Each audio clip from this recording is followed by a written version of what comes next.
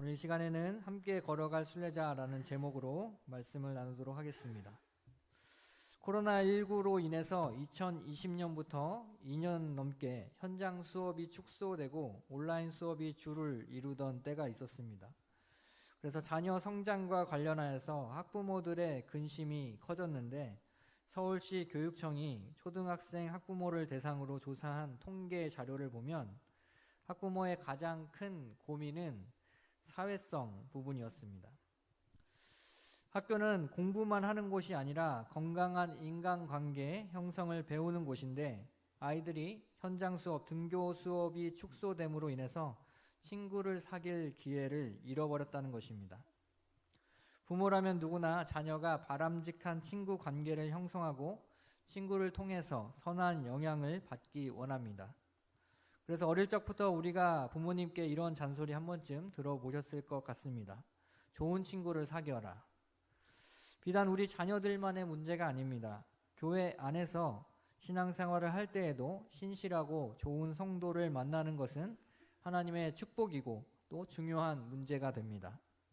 내가 누구와 더 많은 시간을 보냈는가가 때로는 내 신앙의 성숙을 결정하기 때문입니다. 사실 교회 안에는 충성되고 경건한 성도들만 있는 것 같은데 사실 현실은 그렇지 않습니다. 예수님께서도 교회 안에 알곡과 가라지가 있음을 말씀하셨습니다. 오늘 본문 말씀에는 사도 바울이 고린도 교회에 보내는 편지에서 자신이 만난 사람들 가운데 진정한 일꾼이 있는가 하면 말만 하는 말꾼이 있다라고 지적하고 있습니다. 먼저 진정한 일꾼은 그럼 누구를 가리키는 것입니까? 진정한 일꾼의 모범으로 제시되고 있는 사람은 바로 사도 바울의 제자였던 디모데입니다. 고린도전서 4장 17절 말씀입니다. 이로 말미암아 내가 주 안에서 내 사랑하고 신실한 아들 디모데를 너희에게 보내었으니 그가 너희로 하여금 그리스도 예수 안에서 나의 행사 곧 내가 각처 각 교회에서 가르치는 것을 생각나게 하리라. 사도 바울은 디모데를 가리켜 어떻게 표현합니까? 신실한 아들이라고 표현하고 있습니다. 여기서 신실이라는 단어는 영어로 faithful인데 충성스러운, 믿을만한, 신뢰할 만한이라는 뜻입니다.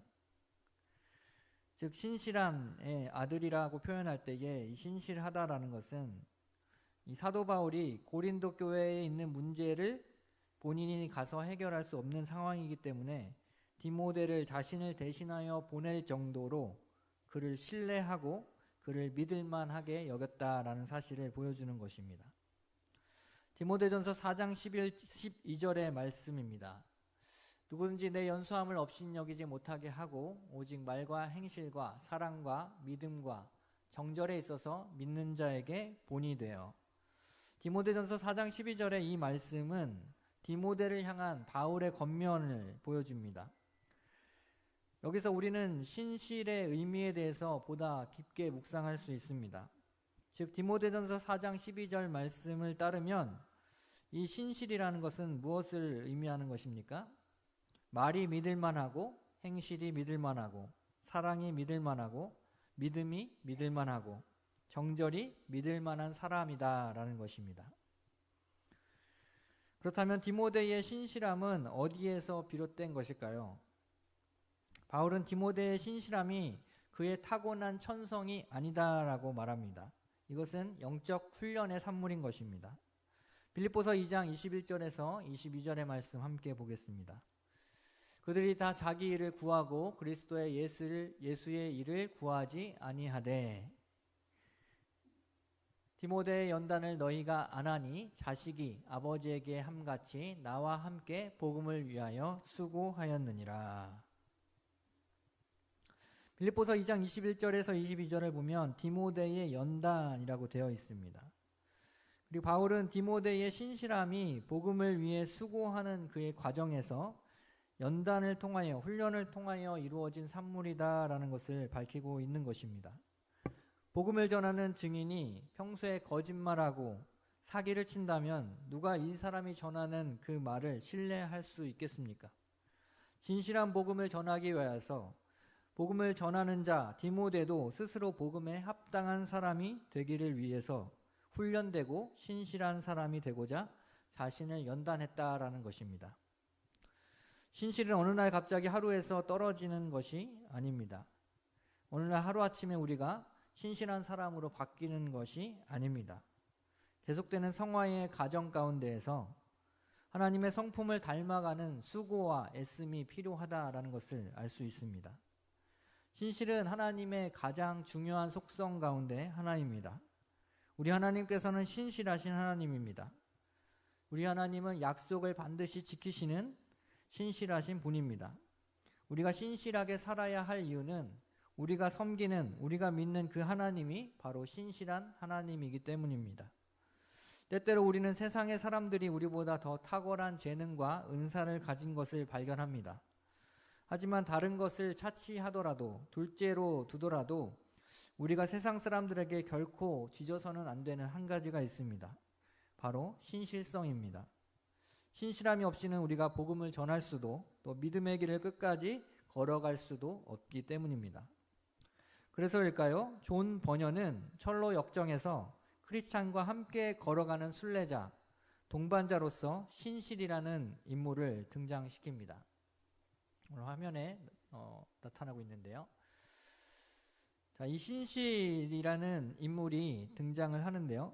그 신실이라는 인물을 만나기 전에 우리가 앞서 살펴보았지만 겸손의 골짜기를 지나왔습니다. 크리스찬은 겸손의 골짜기에서 아볼루온과 생사를 건 영적인 전쟁을 한 차례 치릅니다. 그리고 그는 죽음의 그림자가 드리운 사망의 음침한 골짜기를 기도와 말씀과 찬양으로 빠져나갑니다. 그리고 나서 크리스찬이 도달한 곳은 작은 언덕이었습니다. 이 언덕에서 그는 자기보다 앞서가는 신실이라는 사람을 발견하고는 그를 급하게 따라갑니다. 두 사람은 각자 순례의 길에서 체험한 간증을 나누기도 하고 성도의 영적인 교통의 기쁨을 맛보며 서로 가까운 친구가 됩니다. 여기서 우리는 두 사람이 같은 순례의 길을 걸어왔지만 서로 다른 사람을 만나고 서로 다른 체험을 했다라는 사실을 기억해야 합니다. 하나님께서는 각기 다른 성도의 믿음을 테스트하기 위해서 다양한 방법과 도구를 사용하신다라는 것을 알 수 있습니다. 신실이라는 사람은 결혼하지 않았고 가족이 없는 젊은 청년으로 묘사가 됩니다. 그 때문인지 음란이라는 여자의 유혹을 받게 되고 또 옛사람의 부패한 죄성을 상징하는 아담이라는 노인을 만나 타락한 옛사람의 모습으로 돌아오라라는 미혹을 받게 됩니다. 또 겸손의 골짜기에서 불만과 수치라는 사람을 만나게 되는데 이 불만은 낮아지는 겸손의 골짜기 그 과정 가운데에 찾아온 고난, 어려움으로 인해서 신실이 불평하도록 종용합니다. 그리고 끝내 그가 떠나왔던 멸망의 도시로 다시 돌아가서 세상 부귀와 영화를 다시 취하라고 그를 시험합니다. 한편 수치는 세상의 판단과 기준으로 그리스도인들의 신앙 고백, 그리스도인들의 신앙 생활을 비난하면서 믿음의 도를 부끄럽게 여기도록 만들었습니다.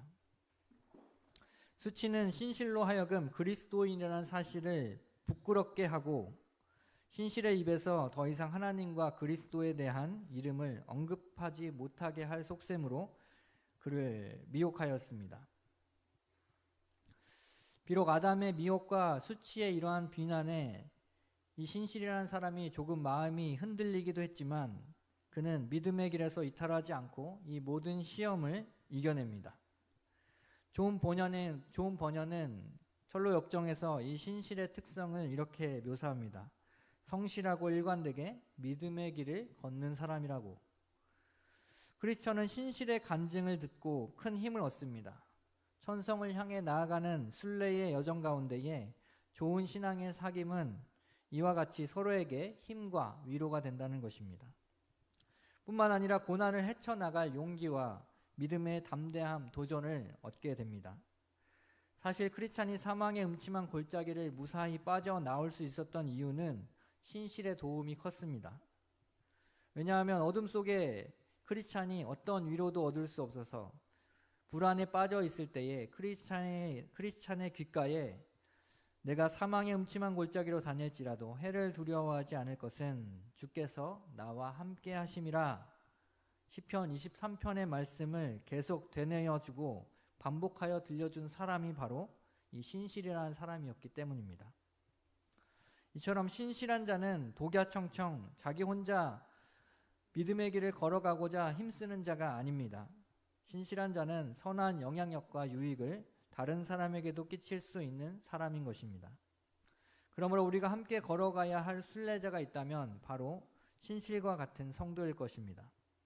사랑하는 성도 여러분, 말이 믿을만하고 행실이 믿을만하고 사랑이 믿을만하고 믿음이 믿을만한 정절이 믿을만한 디모데와 같은 성도가 여러분의 곁에 있습니까?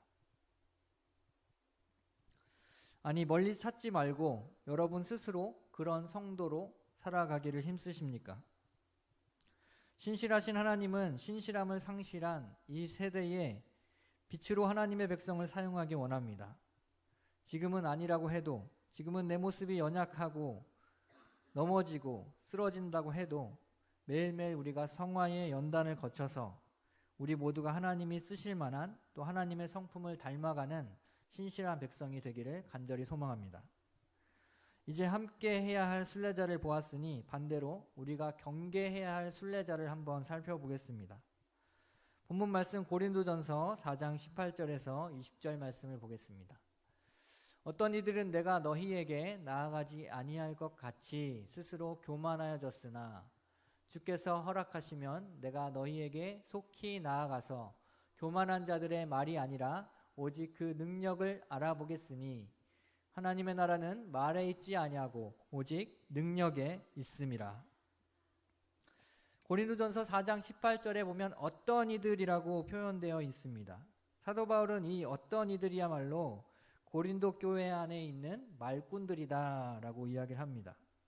이들의 특징이 있습니다. 고린도전서 방금 읽었던 18절에서 20절을 보게 되면 이들은 스스로 교만해지고 말만 앞세우면서 삶의 어떤 경건의 능력이 나타나지 않는 자들입니다.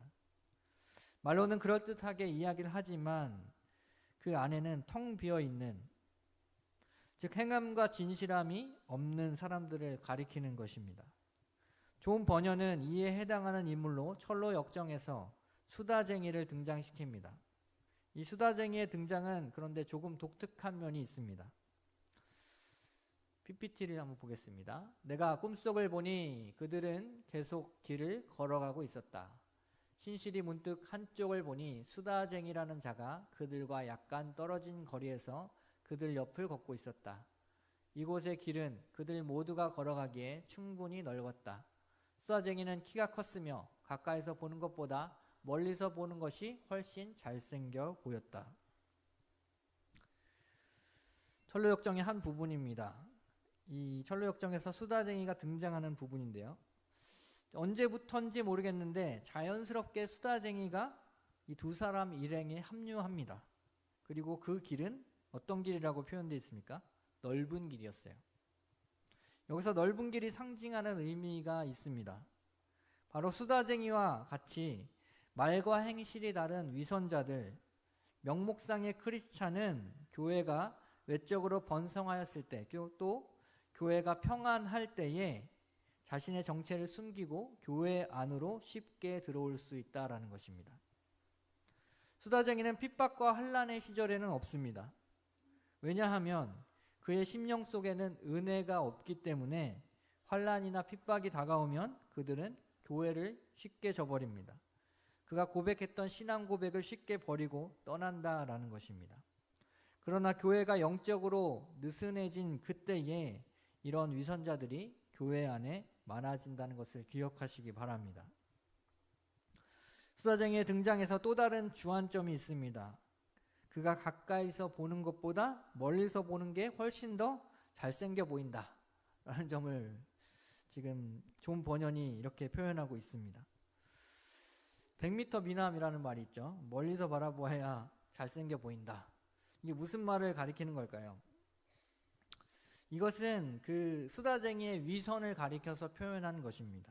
즉 그는 멀리서 보면 그럴싸해 보인다는 것이에요. 하지만 가까이에서 자세히 보면 볼품없는 사람이다라는 것을 말하고 있습니다. 외적으로 드러난 모습은 믿음이 있어 보이지만 실제적인 삶을 들여다보면 아무것도 없는 사람이라는 것을 표현하는 것입니다. 신실히 말을 걸었을 때에 수다쟁이는 기뻐하면서 자신의 지식을 뽐내기 시작합니다. 하나님에 대하여서, 거듭남의 필요성에 대해서, 회개에 대하여, 믿음에 대하여 그는 자신이 알고 있는 지식을 현란하게 줄줄이 말합니다. 그러나 실상 그의 지식은 체험이 없는 껍데기, 피상적인 지식에 불과합니다. 그가 말을 많이 하는 이유는 자신의 지식이 껍데기이기 때문에 이것이 탄로날까 봐 자신을 감추고 방어하기 위하여서 일부러 더 말을 많이 하는 것입니다. 수다쟁이는 신실에게 어떤 대화의 주제라도 선택하라라고 하면서 자신은 그 어떤 대화도 가능하다라고 말하고 있는데 이것은 그의 허영심과 교만을 드러내는 것입니다. 그의 대화를 깊이 살펴보면 그는 하나님께 영광을 돌리는 척하고 있지만 사실은 자기의 영광을 취하는 사람입니다. 진정으로 하나님의 말씀을 깨닫는 사람은 어떤 모습으로 하나님의 말씀을 대하게 됩니까? 나 자신이 아무것도 아니라는 사실을 인정하게 되고 더욱 겸손해져서 다른 사람을 나보다 낮게 여기는 사람이 겸손한 사람인 것입니다. 그런데 수다쟁이는 다른 사람을 깎아내리고 내리누르고 스스로 자신을 높이는 것을 볼 수 있습니다. 신실과 수다쟁이의 대화를 지켜보던 크리스천이 수다쟁이의 정체를 신실에게 폭로해 줍니다. 그는 크리스천과 같은 멸망의 도시에서 왔고 달변의 아들이며 수다 거리에서 살았습니다. 그를 아는 모든 사람은 좋은 말을 하는 사람이 거의 없었습니다. 그는 모든 사람에게 오점과 비난의 대상이며 종교의 수치입니다. 그 때문에 종교가 비난을 받았습니다. 그를 아는 사람들은 그가 집 밖에서는 성자이나 집에서는 악마라고 합니다. 그는 가능한 한 사람들을 속이고 기만하며 사기를 칩니다. 그의 악한 생활은 많은 사람을 걸려 넘어지게 만들었습니다. 크리스천의 폭로를 통해 우리가 알게 되는 수다쟁이의 문제점이 무엇입니까? 그는 말만 할 뿐 삶에 열매가 없는 믿음의 실체가 없다라는 것입니다. 입에서는 생명의 복음을 말하고 있지만 심령에는 복음으로 인한 변화가 전혀 드러나 있지 않습니다. 무엇보다 수다쟁이의 심령에는 은혜가 없습니다. 하나님의 진정한 백성의 증거는 고백에만 있는 것이 아니라 경건의 능력에 있어야 합니다. 그리스도인들은 경건의 능력이 나타나야 합니다. 구원의 은혜를 체험한 사람들은 반드시 이 경건이 뒤따르게 됩니다. 그것은 성령의 유효한 역사로 심령의 영적인 원리가 심기고 중생의 역사로 인해서 죄가 씻겨지는 작업입니다.